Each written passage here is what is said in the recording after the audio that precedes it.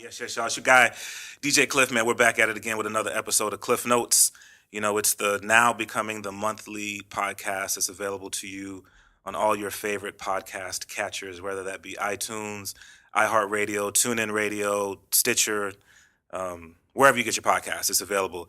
Have had an opportunity to have some great conversations with people from all over the industry and all over the community. So definitely tune in, subscribe to the podcast, stay up on everything that's going on with the 3-7 Network. And remember, you can catch me every Saturday night on X-Ray FM, 107.1 FM, 91.1 FM in the Portland metro area, and then online everywhere at xray.fm. Bring you the very best from the Northwest and worldwide. So definitely check me out there. And of course, there's the DJ Cliff website, www.djcliff.com. You can follow me on social media at DJ Cliff. The last podcast that we did, it was so cool to have an opportunity to chop it up with my man Libretto. Remember, his latest project is out. It's available on Kiasu Records, Captain Crook, Snatching Crumbs and all. So you can cop that. Remember that special edition vinyl, double vinyl, is available for your collection. So you definitely want to look into copping that too. And then we're still looking to connect with more and more people, man. If you're interested in getting behind the podcast in a real substantial way, definitely hit me up, Cliff at djcliff.com. If you want to be a supporter of the Cliff Notes podcast, we can make that happen. All right, so this one's pretty cool, man. I'm pretty psyched about this one. I had an opportunity to, you know how I always do, man. Whenever I get an opportunity to look to support people doing things for the local scene, I always get really geeked about that, and that's what we're here to talk about on this episode of the Cliff Notes podcast. So without any further ado, let them know who you are.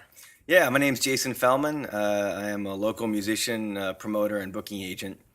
And the particular thing that I'm working on right now is something called Mogo Music Festival, which is an all-local, all-original music festival.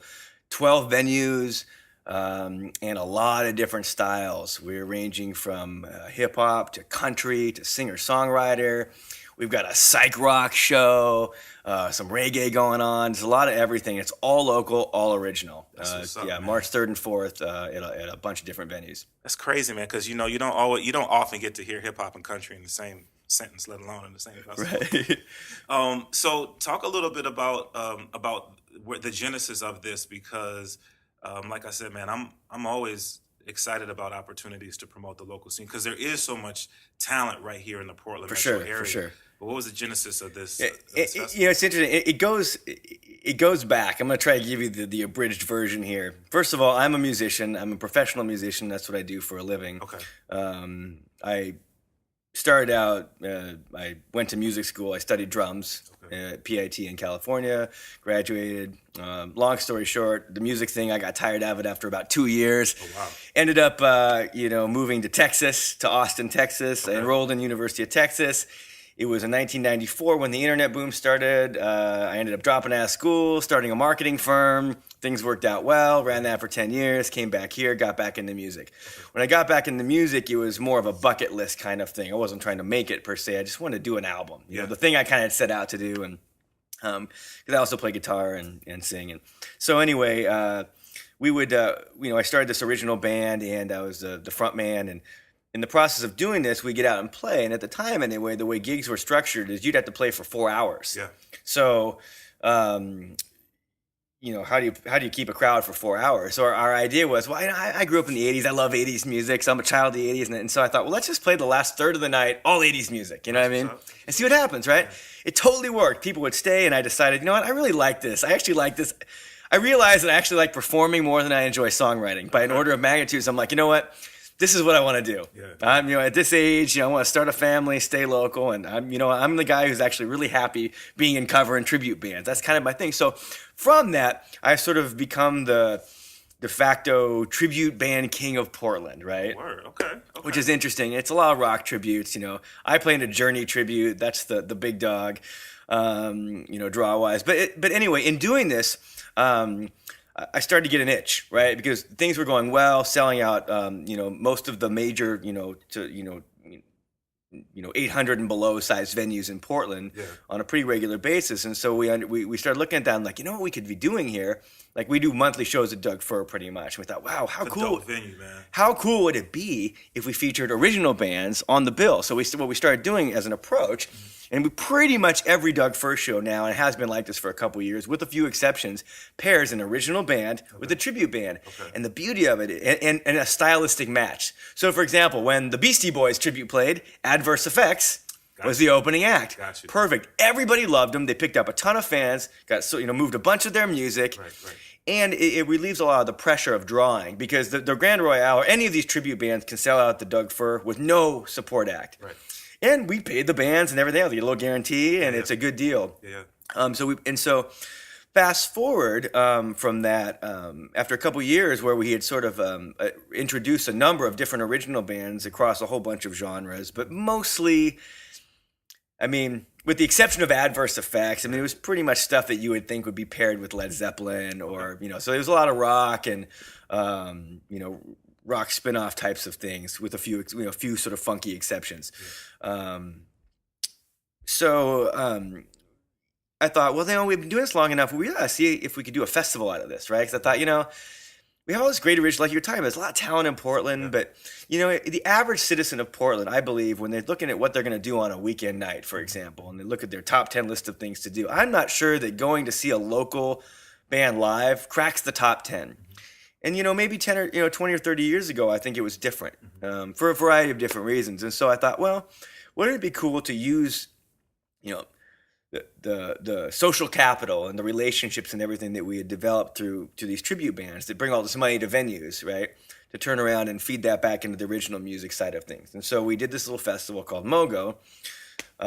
We did it at Dante's and Star Theater. This was November of 2015. Okay. So 2015. And it was 20 bands. 5 bands per night at 2 venues. So, and we did like a super pass so you could go back and forth and everything was cheap.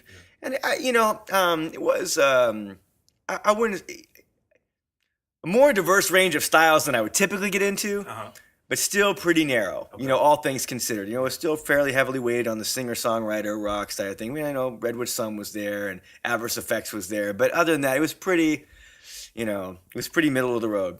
And the results were mixed. A couple of the shows had good turnouts, a couple didn't. But one of the things there are several outcomes from that, right? Which led us to where we are today. One outcome was that I realized that Portland probably isn't ready for the kind of festival where you buy a festival pass and go around to a bunch of different things and check them out.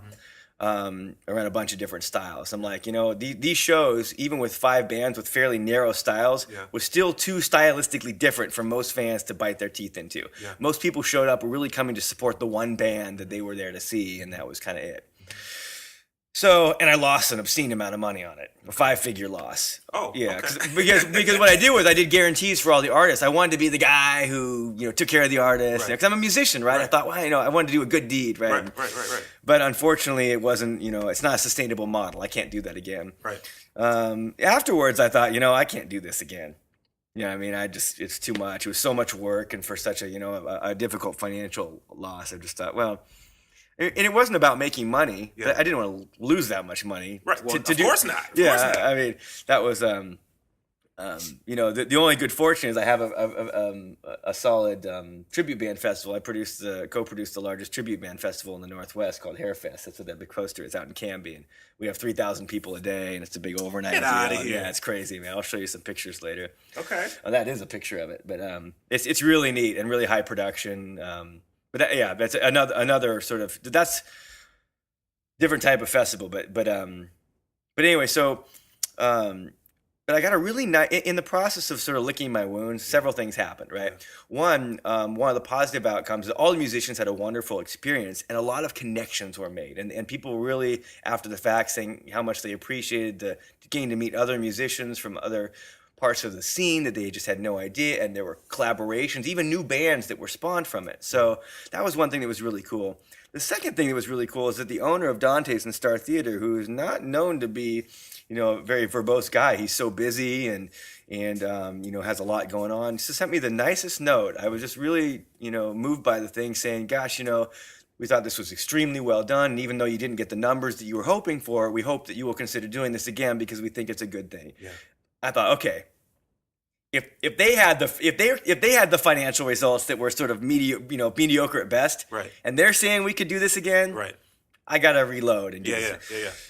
But so I thought, well, the first thing we did was I got together with him and his team, and we talked about what would it take to what worked and what didn't work. Okay. And I'm gonna focus on the what didn't work now. What didn't work was that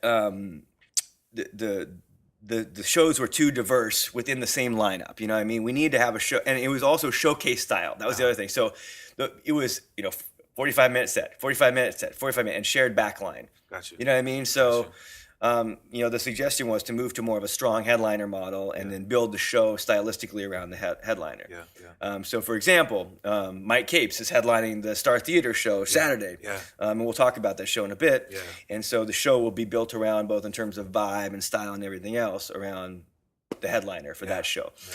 So, then I thought, okay, then I was like, well, I knew that I was limited stylistically in what I had, but the problem was I wasn't going to be the guy who could be familiar with all the different elements in the scene.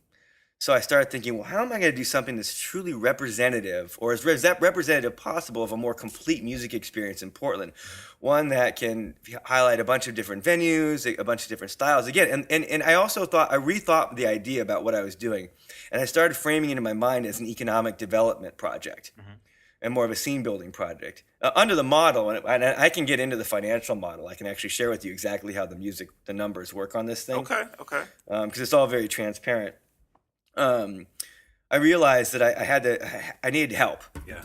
And to be honest, as a marketer, I'm a good strategic marketer, but I'm not a good creative marketer. Okay. And so, selecting talent is never really going to be my forte. It's not my wheelhouse. So I was talking to Chris at Vortex. Shout out to Chris. Shout out to Vortex Magazine, man, for all that they're doing in Portland. And as an aside, this was the other thing that went really well. So one of the things I thought is, typically with local band types of festivals and promoters go to musicians, they hand them tickets and say, you want to make money? Go sell these tickets, right? Go sell these. Bruh, that makes my head hurt when I hear that. It sure does. And I never do that. And we did. So I thought, well, but the sentiment, if you think about it, you get the idea behind that, if you look at it a little more holistically, is how can we engage bands and venues and the infrastructure players like the media all together to promote the show? Yeah. So my thought was, so let's, instead of being more coercive about it, let's get educational about it. Yeah. So I launched a program, and what we did was we did a meetup with a panel, and I got Bozic, who used to run, who does my social media now, but he and a bunch of other people's, but he used to be run the social media up at iHeartMedia for all the stations. So he was there to talk about social media. I had Becky Johnson, who's one of the top booking agents. She owns Sterling Talent, and myself as a show promoter, and we talked about best practices and it was at Star Theater lent us the space at no charge so that we could do this thing. And probably about 125 people showed up at it, people at the festival, and they loved it. So we've been doing these ongoing. Okay. And we've had everybody from one of the founders of Pickathon. We got the president of True West coming, guys from What the Festival, Combro Chill. I mean, really high. The head of marketing for Crystal Ballroom. Okay. These panels on different topics. It's formed into a partnership with Vortex. Chris and I do these things together now, and so he and I become really close around this stuff. And for example, we have one coming up February 12th. Okay. At the Doug Fur. Okay. This is open to everybody. Okay. And they're all free. So let's pause for a quick second. So for all my listeners out there, and I know a lot of my listeners are local artists. These are the types of things that we all need to support and take advantage of, because I think a lot of times artists feel sort of stuck. Yep. How do I move forward? What do I need to do? And I think oftentimes negativity can come out of that because you feel frustrated. Absolutely. And now what you're saying is that you're offering education. How to move forward, how to do these things. I believe one of the biggest differences in the music industry, as I've observed it between now and say 20 or 30 years ago, is that the musician truly has to be the master of their own destiny. We might have advised somebody to be that way all along, but now you literally cannot make it any other way. And so that's what these, and so they're all free. No one's making anything. I mean, there's no nothing. But my thought was the holistic view is, okay, as a promoter, right? I am going to do better if the bands I work with are both inspired and armed with the tools and knowledge they need to promote. So rather than saying go do this, go invite people, and I mean I will say I can say, hey, I got to remind you to send out your invites. I still do that stuff. Right. But so for example, our topic is going to be like a lot of our topics have been about getting exposure and promoting and stuff. Now we're getting into like the actual concert experience. So our next one is how to turn your concert into an experience. Wow. That's the topic. So our panel is two guys from Combro Chill, which is a crazy touring act. It's like Neon Army. I mean, these guys, they put on a crazy show. Yeah. Travis Labby, the president of True West. Okay. Right? So, I mean, they own the Aladdin, part of Rev Hall, and Travis and his team have run production for music. They run Music Fest Northwest. They run Hair Fest. Right. 94 Point. I mean, these guys are top. So this guy's seen everything. They run the zoo concerts. Okay. Yeah. And then we've got one of the founders of What the Festival. Okay. Who is obviously a huge experience. Right. So these three people, and so it's so cool. And these are free. And most of them are all ages. And this one's going to be all ages. So it's a Sunday. We do them on Sundays so that we know musicians aren't working from 1 to 5 on Sunday or 1 to 4. Right. And the networking is amazing. And the networking is huge, man. I mean, as in my role in this scene, both as radio host, podcast producer, and then curator of some local events, man, I find oftentimes just getting out to do the networking is huge. It's huge artistically, but then it's also huge from a business sense. If your goal is to continue to do this as a business opportunity, you can't do it alone. And I think that from my view, even as a fan, I can see how things have changed where now we have the capacity to do so much on our own. You don't necessarily need a record label to put out. Yeah. If I don't have the finances and I want to work independently, you don't need a record label to do that. But what you do need is what you talked about. You need the education. You need the support of other people who have been down that road.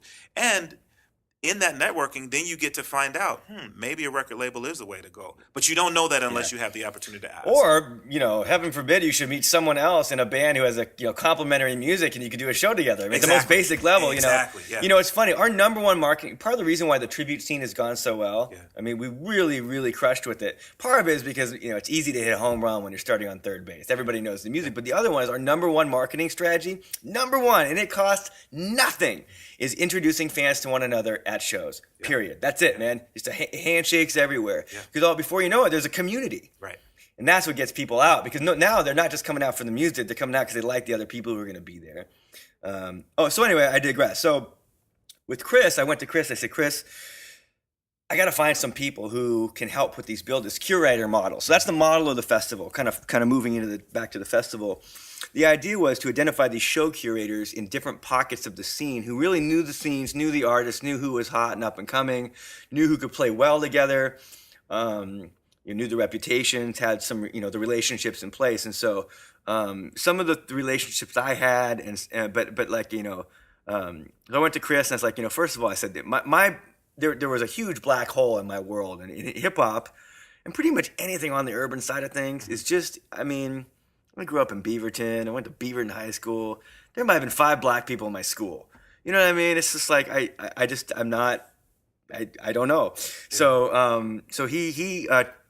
I had been turned on to Farnell Newton earlier through Sarah Billings at my first meetup, and so I already knew about Farnell, so I reached out to him directly, and he had agreed to. And I started following him, and then when he put on the Black Music Festival, I went to that and got to see some of the artists, and so one of the things that's been interesting actually for me as an aside is as I've gotten to know these different artists who are just come from completely different parts of the scene, I follow them and I learn about the scene. Same thing with Mike Capes now. I don't know Mike. I've never met him.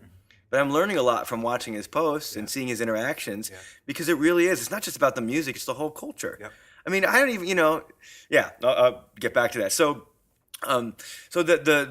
So Farnell, I'd already gotten on board for curating jazz shows, and originally he was doing 2 shows at Jimmy Mac's. We had Jimmy Mac's on board, so that's all very unfortunate for reasons far beyond our festival.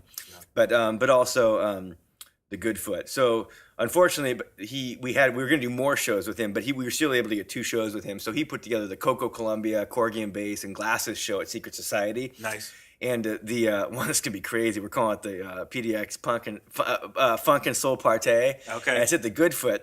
So it's Beatzilla.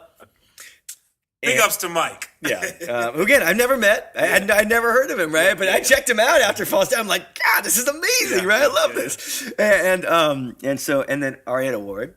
Oh my goodness, bro. And Tyrone Hendricks. They're all together. And I'm probably not supposed to say this because he's got a show that he's got to promote a week before, but Farnell will play. Oh my God. Yeah, he'll be playing. So that's the good. That's going to be nuts, right? Yeah, absolutely. That's one night, right? Absolutely. The good for $10. I mean, come on. Yeah. So, and then, so there's that. And I also already had a relationship with Kelly Jones, who runs Portland Notes and has been doing a lot of all ages work. So we're also trying to bring more all ages aspects. So she focused on, she put a folk show and an all female fronted show at the White Eagle, but then also a third show, an early all ages show at the White Eagle. Nice. She's involved, and she's actually a good person to actually connect with. She's just put together this all Portland radio stream, all local artists. That's it. Just that's it. It's called Portland Knows. She has over 1,000 songs. That's what's up. Okay. I'll connect you with her online. Okay, that's what's up. And then Veronica Medici, who had at the time, and they had a lot of ties with Holocene and sort of that world, and so she has helped me put together the psych rock show that has it's got the Pinnacles, Cambrian Explosion, and Liquid Light at Dante's, and then for the country shows, I had worked with West Acana Presents, Josh Malm of Redwood Sun, so he's put some country shows together at Ponderosa Lounge, which is a truck stop up there on Interstate, and then also at the Wild Hair Saloon in Oregon City. We're doing a couple of country shows, Jackalope Saints and Brass Tacks, and then he also helped with some other shows too. We did one with Scott Pemberton. Okay. Right, that's a big deal, right? At Star Theater, and put that show together. And also, one of the shows at the Mission, Tyler Stenson, who's a really well-known singer-songwriter in his sort of world, he's doing an album release. I think we have 5 or 6 album releases at this festival, which is exciting. So he helped with that Mission show. And then, but I still had this hip-hop hole. So I talked to Chris, and Chris turned me on to The Thesis. Okay, and that's what's up. Yeah. So The Thesis, I met with those guys. With Mac and Blake and Verbs, and we met over, and they have come on board, and we gave them really 2 of our biggest shows. I mean, the biggest venues in this whole thing are Star Theater and Dante's at 500. Yeah. Then we got Doug Fur, White Eagle, Alberta Street Pub. So these guys. We met, and so they actually decided to take on 2 shows. The hip-hop show with Mike as the headliner at Star Theater, and then Friday night, Blossom's going to headline the Dante's show. And that bill hasn't been finished yet, so we're still adding artists to those shows. So we'll be announcing a lot on both of those in the weeks ahead. Okay. And so it's really cool because, again, as I look at what those guys have brought to the table, and again, I start following The Thesis. Yeah. Oh, and then that was the other thing. So The Thesis usually does the first Thursday so since they were going to do their March thing at Mogo, that left the Thursday open. Yeah. So we rolling in the opening party. So the opening party for the festival is going to be when The Thesis usually takes place. That's amazing. At Kelly's Olympian. And so it's going to be a free party. Yeah. And what we're going to do is we're just going to play tunes of all the bands. Just a playlist of all the local bands all night long. And it's just a vibe network and just hang out and get to know the people. And there'll be industry people there. And again, all local. And then Chris also turned me on to Dominic Schmidt, who owns Roller Records. And Dominic's an interesting character because he actually comes from Austria. So he had a European record label that was getting a lot of traction with Portland artists. So he moved, I don't know exactly how it all came together, but he moved out here and set up shop here. And he sends out artists on European tours. So he has a Roller Music Showcase at Alberta Street Pub. I mean, it's just all over the place. I think I'm missing a curator in there somewhere. And then the other thing was and he also helped me. I mean, actually, he led me to you. So the other part of the strategy was how can we engage the local podcasters, the local radio DJs. I mean, it's really cool that we have both X-Ray and Portland Radio projects supporting this thing. You know what I mean? People come together. Nobody's worried about competition. It's just like a PDX Spotlight, another one, right? Those guys who are doing those, that they are going to film a PDX Spotlight episode with adverse effects at Doug Fur at Mogo, right? I will say, that I could see myself really getting into live band hip hop. Every single time I see a live band hip hop, I'm always digging it, because I'm a musician, so I really, that's kind of my thing. Right. But anyway, those guys are amazing, and just so anyway, that's kind of how the complexion of the whole thing took place. And so if you fast forward to where we are now, we've got 12 venues, 6 or 7 curators. I don't know, probably 30 podcast appearances, with X-Ray, Right.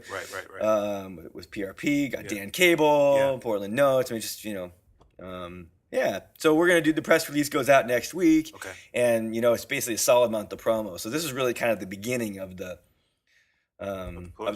process. Now that we've kind of got it all booked, poster's done, I just submitted my ad to Vortex for the next full page ad in Vortex. Vortex, I gotta say, man, Chris has got it dialed. Just really, those guys, because they're writing about, it's not just about the music and what's coming up. They're getting into the social issues, the dynamics of the scene. He's fully invested in helping artists rise. And he's not exclusive. You know what I mean? Like he'll have a hardcore punk show, right? And then in the same series of posts, they'll have this country show or an Americana show. It's just Well, and it is a true representation of the Portland scene now. I mean, I think historically, when you would think about Portland, you'd think of singer-songwriter, and maybe a little bit of alternative. Now you're getting this larger sort of picture of music that's always been here. It's always been here, but just didn't necessarily have the avenue to be seen. And I think Vortex has done a great job. I mean, if you just look at every issue that they've put out thus far, you get an opportunity to see that. So I feel like having now a music festival that has that same focus, where you get this smorgasbord of genres of music that you can see in Portland, and not just at the festival, but now, like you said, you get introduced to these bands, and now I want to see them again. So when they're playing next month at so-and-so venue, I want to go see them. So it does so much for the scene. It does so much for the artists, the individual artists, and then the networking opportunities are just endless.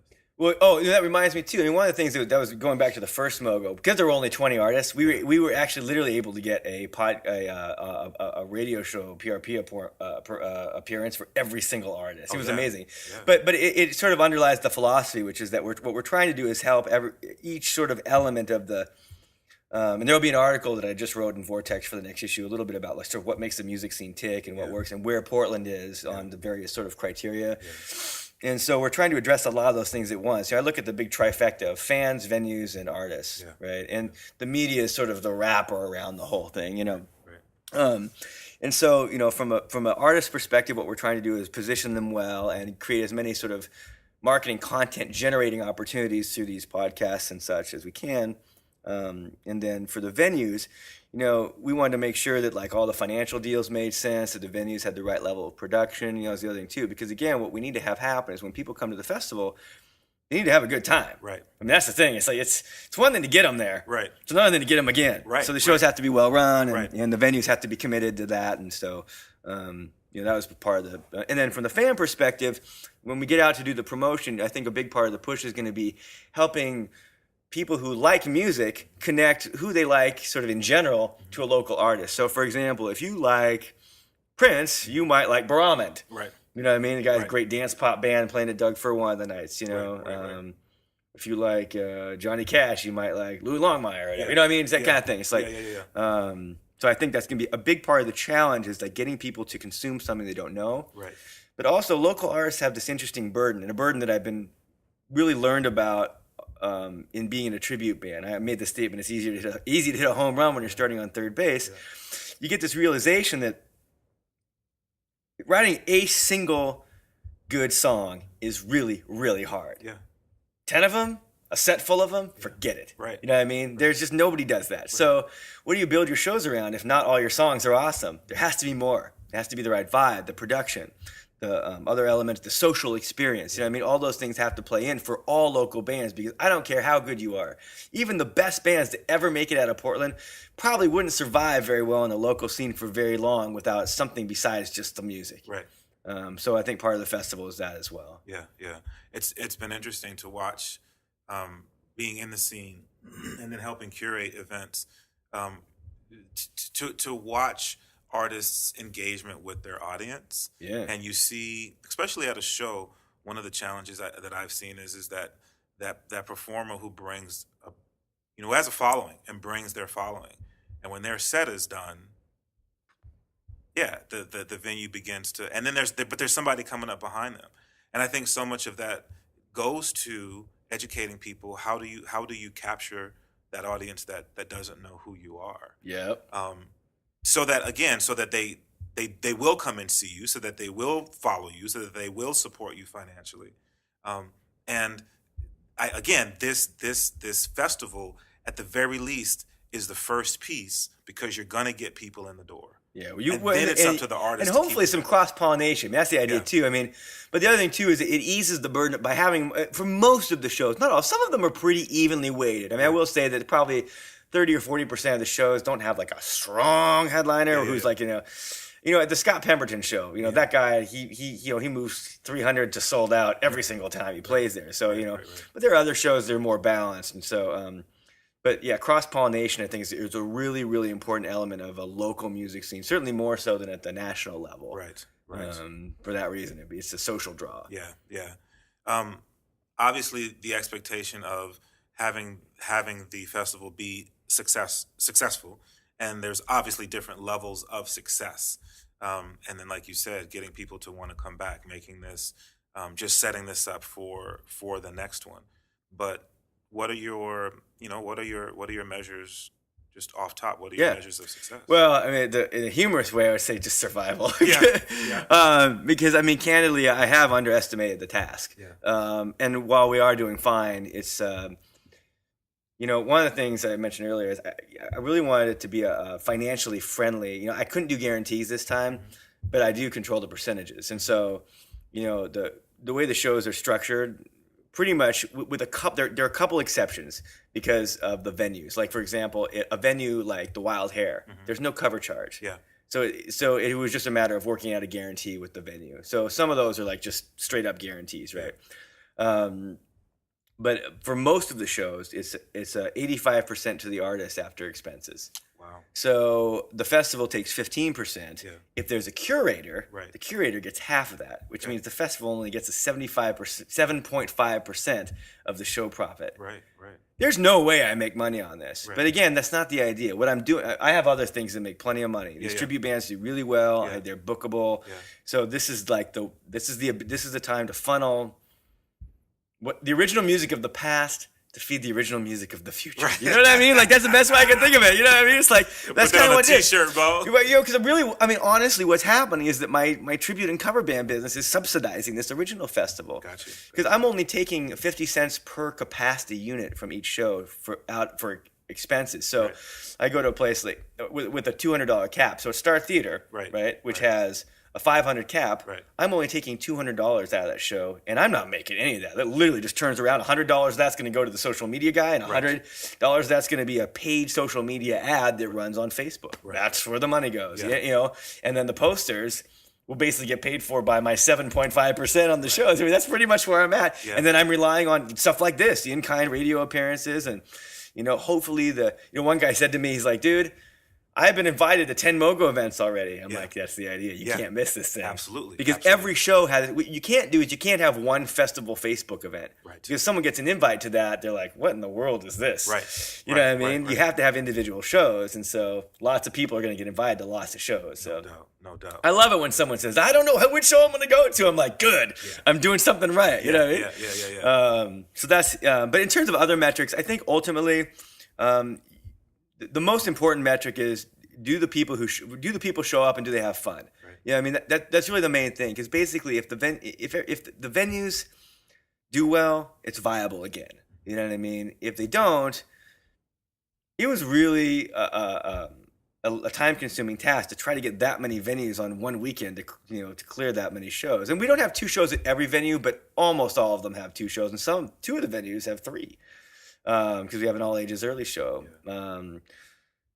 Beyond that, though, as I look to the long term, my hope is to Well, I'm not entirely sure. I haven't decided. We have to see what happens. There's a part of me that just wants to turn it into a nonprofit and hand it over to the community. Yeah.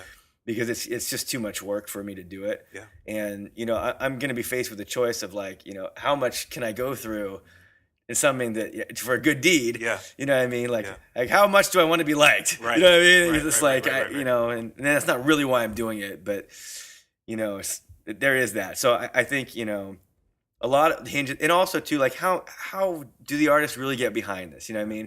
Because I don't want to do so if the artists aren't going to get behind it, then so we're going to find out, with this. I guess it's sort of a big experiment in a way. Yeah. Because I've never done anything like this. I mean, the first festival was nothing like this. Yeah. It was really different. Yeah. So it'll be interesting to see. But unfortunately, I think the shows, they have a lot higher. They have a pretty high likelihood of success because most of them were put together. I mean, they all had to be blessed by the venue. Right. So the venue was actually, that was the other thing too, is the venues are a participant in this conversation. Yeah. So it really is a sort of a three-way conversation between the venue and the festival and the curator. Yeah. Curators are really important. The linchpin, the model are the curators. Right. I really believe that. Right. Otherwise, this thing is just going to be a bunch of bands that Jason knows. Yeah. And no one's going to come to that. And I think that brings so much value because, like you said, you've asked people in there to go to their source, to go to, you come to me, I'm going to be able to tell you these are the people that are doing things in the city in the realm of hip hop, soul, and R&B. You ask me anything about country, bruh, I got nothing for you. Yeah, I'm there with you. On both, actually, now I know. The funny thing is, now I do. Now I do. Yeah. But I didn't, 2 months ago. Right. And so I think that in and of itself has the potential to create a certain level of success in terms of knowing that that you're going to have support for that audience. But I agree with what you said earlier, man. I think you use the term cross-pollination. I think that is invaluable. I can't tell you the number of conversations that I've had with artists from different genres. I've talked about wanting to do something where they're connecting different genres just to show. Mm-hmm. And I've had an opportunity to have conversations with people who don't really know hip hop. Yep. And because we're doing it right now. Yeah, you know what I mean? And because they saw a show or they saw a performer, it sort of it gave them a peek in and made them go, hey, you know what? I kind of dig that. I enjoyed that. I had a good time with that. You never know. So continuing to do that, I think, is invaluable, especially when you're talking about an artist like Mike Capes, who's a great artist, but is a great human being in terms of telling his story. Yeah. And the impact that his story has. Because I'm always liking his posts, he shows up very prominently in my news feed now. Yeah. It's really, it's actually really culturally eye-opening for a guy like me, too. I'm a pretty open-minded guy, but, it was really interesting. It's funny, I sent Mike an email. Yeah. Not an email, I sent him a note. Yeah. And I was like, I wish I remember what I was asking. It was a really mundane question about, maybe I was asking him for a photo. Yeah. And he was like, oh, no, I remember what it was. I set up the Facebook event and tagged him. Yeah. And he's like, what's Mogo? Yeah. And I'm like, uh-oh.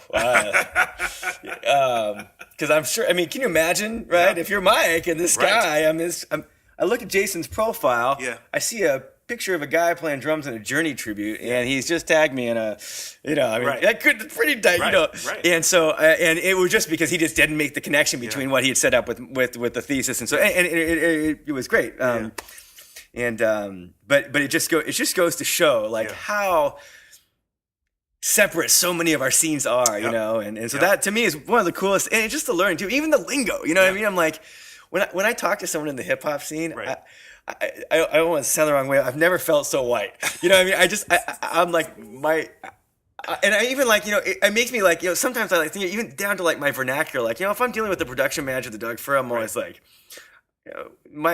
word is my response to everything, right? But then all of a sudden, have you ever seen the movie Office Space? Yes, I have. Okay, so that scene where the dude's rapping at the beginning, and then all of a sudden someone's walking, he rolls up the window. That's how I feel. I'm like, wait, I would normally say word, but if I say it now, he's gonna think I'm trying to be cool, you know what I mean? But I would always say word. That's what I always say, you know what I mean? That's my bit. So but that's part of the dynamic, right? You know what I mean? But that's actually part of the really cool dynamic because, as you think about, especially in the times as they are right now, right? When things are so divisive, and music is this nice part of the reason why I don't personally get political online as a promoter. I mean, I got plenty of strong political views. Right. My job is to give people a break from that. Yeah. You know what I mean? They got they don't need that from me. You know what I mean? They need that from Mike. Yeah. You know what I mean? Mike can provide the social conscious, or Redwood Sun, or, you know, the bands. That's their place. You know what I mean? Not the tribute bands. Right. That's not, no, we're in, you know, we don't do that, right? Original bands, though, that's the place. Exactly. So it has been cool, and it's also been a real eye-opener in work styles, because, you know, I'm used to dealing with bands where just everything is, like when I booked my festival, Hairfest, 18 bands, the entire festival was booked in about 8 hours. Wow. Right? Because it's just I'm plugged in, Right. and the scene is sort of like everybody kind of understands, like, you know, everything needs to happen fast, and get to original artists, dude, it's amazing. You're like, you can present somebody with. I mean, I've got artists. I've been doing outreach for. I've got like 8 different appearance slots for another radio show. Yeah. It's amazing. There's some people I can't like get an availability answer from. Like, look, you've got free promo here.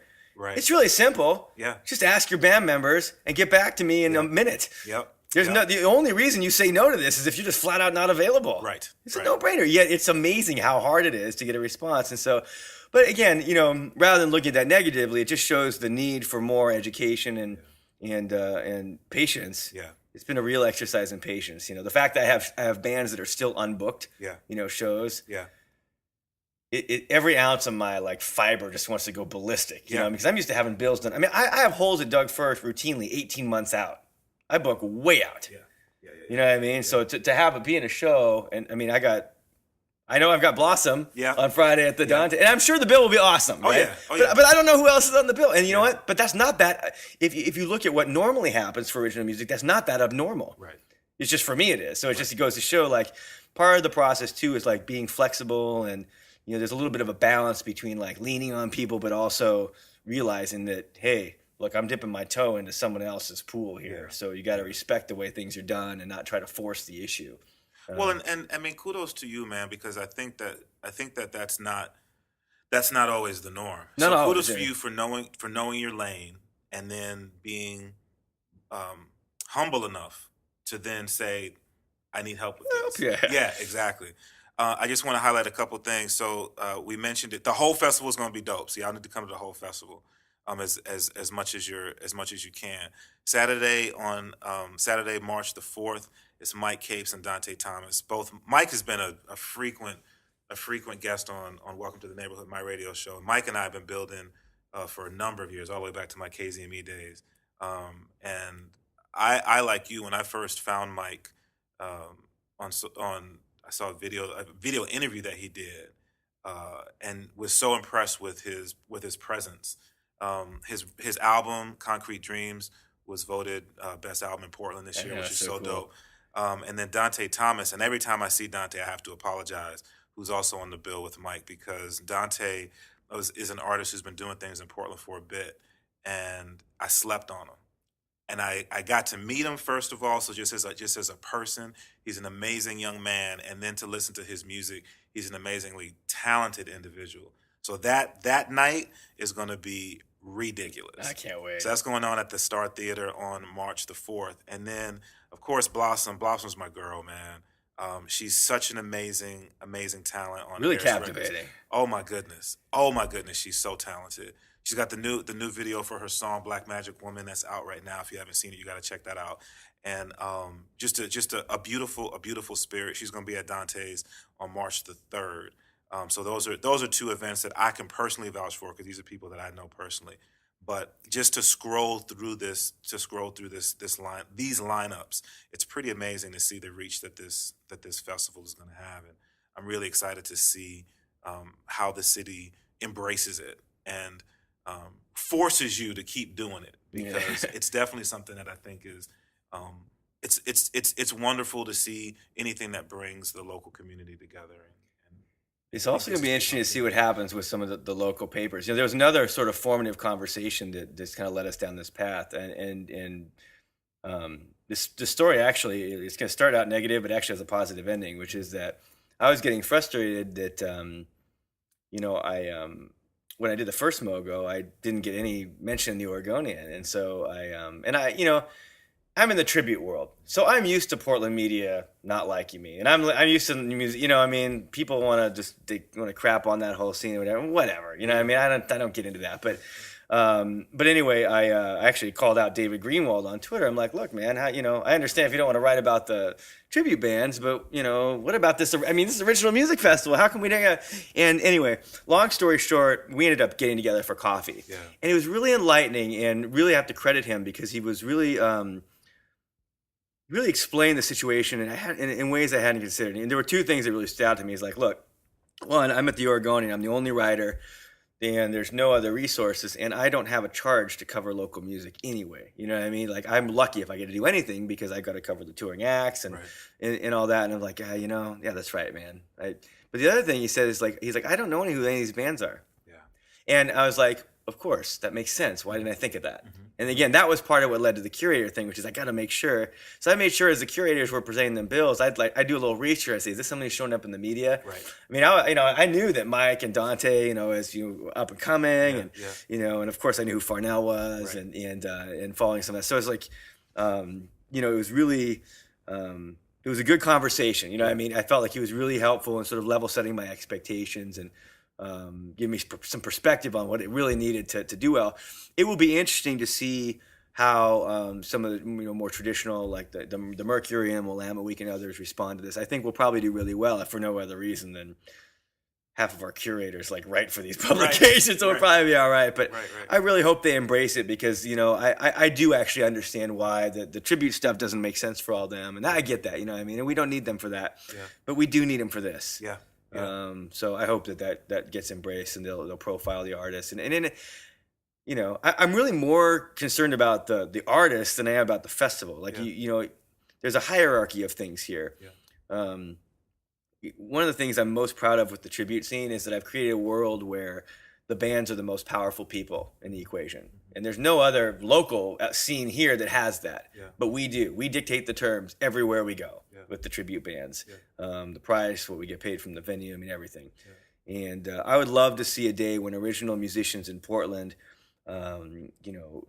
are armed with the tools and the techniques and the networks to go be strong self-advocates and really feel like they're in control of their destiny. They can make it without having to find the manager, find the label, whatever. Right. I hope that we get to a place where on a Wednesday night in February, I feel like going out tonight and I wonder what's going on with the Goodfoot. Right. You know what I mean? I would love that to be the mentality that the average Portlander has to, there's a lot of it takes a village. It takes a whole city to make that happen. Yeah. I will barely move the needle. Even if I'm successful, I will barely move the needle. Yeah. And that's how profound the challenge is. Yeah. But Rome wasn't built in a day. And it's and the thing is, Jay, is it's one step further, man. Yeah. I can speak specifically to the Portland hip hop scene. We have been celebrating so much over the last 2 or 3 years. Portland, the mayor of Portland, dedicated a day to be Portland Hip Hop Day, and that is huge, man. Yeah. We celebrated that 2 years in a row now. This will be the third year. The fact that we have the Thesis, a monthly event. We have Mic Check, a monthly event. We've got now. You see that there are regular Hive Mind. You guys are doing LS stuff with those guys. Right, exactly. You know what I'm saying? That those things didn't exist, but it's one step further than we were. Now you have this festival that focuses on the local scene, and I believe in my heart, man, that is as long as we can. The universal we who are part of the scene in whatever capacity, as long as we can continue to support one another and do it for literally, truly do it for the love, it can't help but be successful. You mentioned too, over the last couple of years with Portland hip hop, this is an interesting sort of, as someone who's a scene outsider, one of the interesting things about hip hop is I think that people have this perception of this sort of dangerous scene, you know what I mean? Right. And there might have been a time when some of that was going down, but I don't know, man. It doesn't seem like that's how it is today. I mean, I might be wrong about that, but it just seems like I think it's an opportunity for people to maybe re-engage in something that they don't realize has evolved over the last couple years, you know? Yeah, and it's, this is probably a deeper conversation, a longer conversation to be had. But as best that I can wrap it up. Now, this is coming from an old head, right? This is coming from somebody who's been involved or in love with hip hop for decades, and I think that there in every music genre there can be danger. I think Absolutely. anytime you metal shows, right, anytime you get a lot of people in a space, and then you get people riled up, which to a certain degree that's what the entertainment part of it is. Yeah. Some of that's important. Some of it is, and then you add any sort of libation. There is the potential to have some sort of danger. Now, for various reasons, things that we won't get into here in the podcast, Portland hip hop was targeted. Yep. But I think that was happening for a moment, and I know that there were a number of people, and I'm going to just name drop a little bit. DJ OG1, who was the DJ for the Portland Trailblazers. We've actually worked together at Champagne Ball before. That's what's up. Yep. So OG and then Starchild got together and got with the city of Portland and had conversations with decision makers. That's cool. And that's a part of what Portland Hip Hop Day came out of. Cool. So I think what you're starting to see that is the result of a lot of things that happened behind the scenes. That's really cool. Yeah. And so I think people realize, again, what was going on has always been going on. There's always been artists like Mike Capes and Rashid Jamal and Glenn Waco and Hanif and Versatile of the Lifesavers, and these artists who tell stories about life. Yeah. And sometimes the things that we don't know scare us. Things that we don't understand, they scare us. I mean, this is at the heart of stereotyping. I mean, it's like you said, we could go on forever about it. But it's so true, right? Yeah, and unfortunately too, hip hop is burdened by pop culture, and pun intended, gets a bad rap. Right. Absolutely. So again, that's why it's exciting to me to see this festival embrace this portion of hip hop, which is we're going to get the DJs, we're going to get the MCs, so we're getting a bit of hip hop. We may even get some breakers. We'll see. Yeah, and we got live bands too. Which is going to be dope. Which is going to be really dope. I mean, we've seen Vinny Dwayne just did did mic check with a live band. He had Tony Ozier on the drums, and who I'm sure will be there with Farnell during some of the funk events. So just so many reasons to come out and support this thing, man. I'm really excited for it. It's a blessing once again to see people coming together like this to just give artists these platforms to do what they do. So I'm grateful as a curator of music. I appreciate the fact that you and a lot, X-Ray and the Portland media is, the radio and podcast media seem to really embracing this, and I think it's important because again, for sustainability sake, this is like we not only need to grow the audience for our musicians, we also need to grow the audience for Vortex, for the venues, for the podcasters. I mean, it's all important, right? By the way, real quick, even though they're probably not listening, I have to give a special shout out to the metal community who is conspicuously absent from the lineup, and there is a reason for that. Yeah. I actually approached the head guys who kind of run the metal scene in Portland. Yeah. They have the ceremony of Sludge the following weekend. Got you. And I did not want to do. First of all, the curators were all tied up with that. Yeah. And I didn't want to wade in there and try to. Again, if I did it, I'm going to say, hey, this is Portland metal, but I'd just be guessing. Right. But beyond that too, like they are doing something that's good for Portland metal, and I don't want to take anything away from that. So it's like. What we talked about though, maybe the following year it went a little more time ahead. We can somehow integrate. Right. But I just think it's important to note that as inclusive as we are being, we're really missing on the Latin side of things. There's just a lot more room still. The tent is much bigger than it was, but it could be much bigger still. So I wanted to acknowledge that we don't think we're getting it all this year. Yeah. It's a step in the right direction. Yeah. So I just want to take a quick minute, because you actually bring up a great point.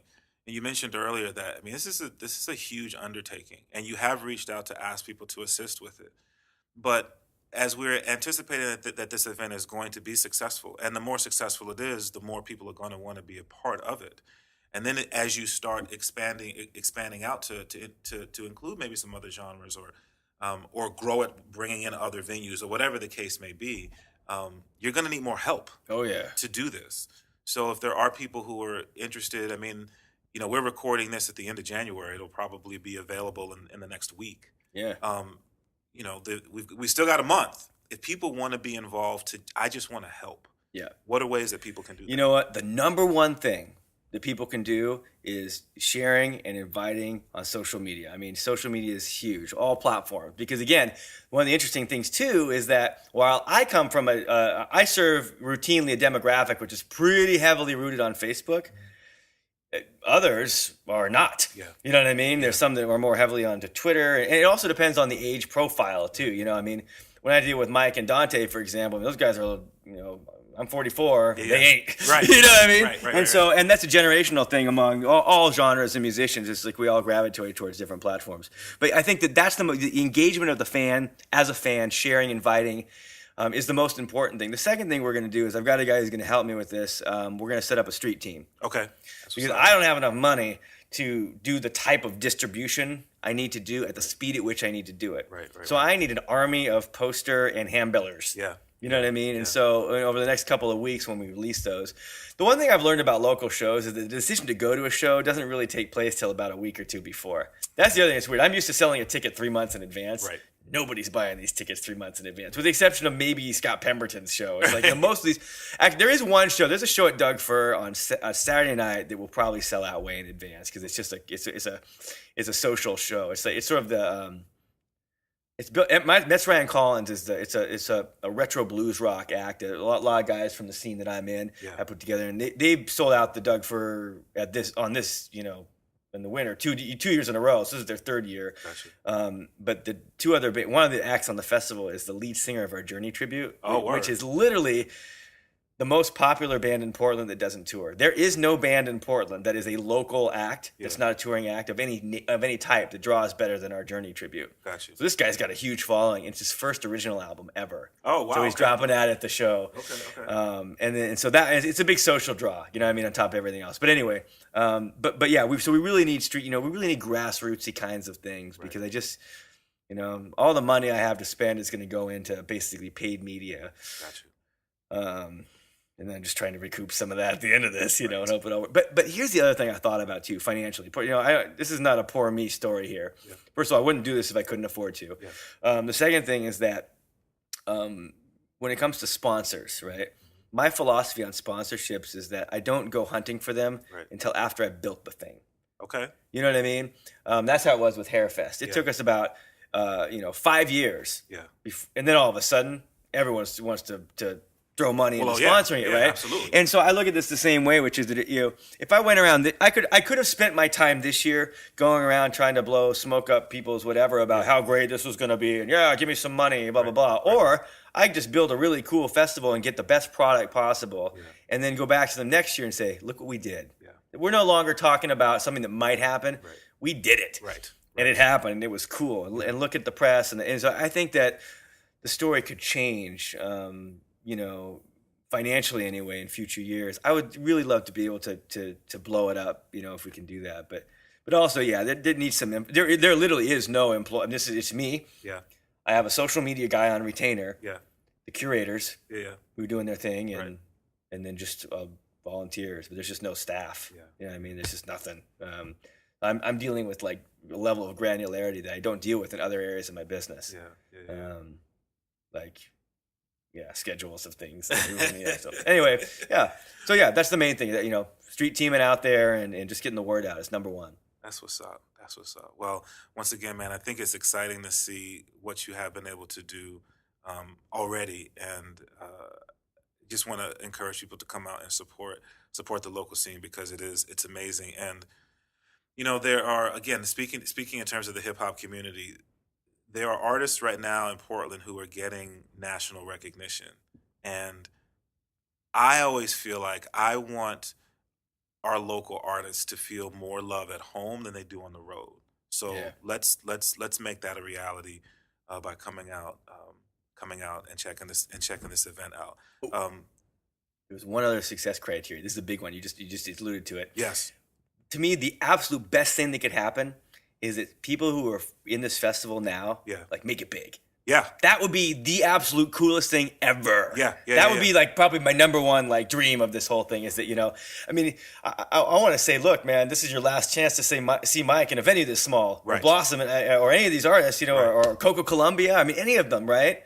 Because they could blow up, you know what I mean? That would be the coolest. Yeah, absolutely, absolutely. And okay, this is my. Don't forget about me, Mike, when you make it. This is my podcast, so I can do this. I'm about to call some people out because as having an opportunity to curate some events in Portland, if you are an artist and you are on a bill and you are performing at this festival, you hear the work that's being done to help promote and support the festival.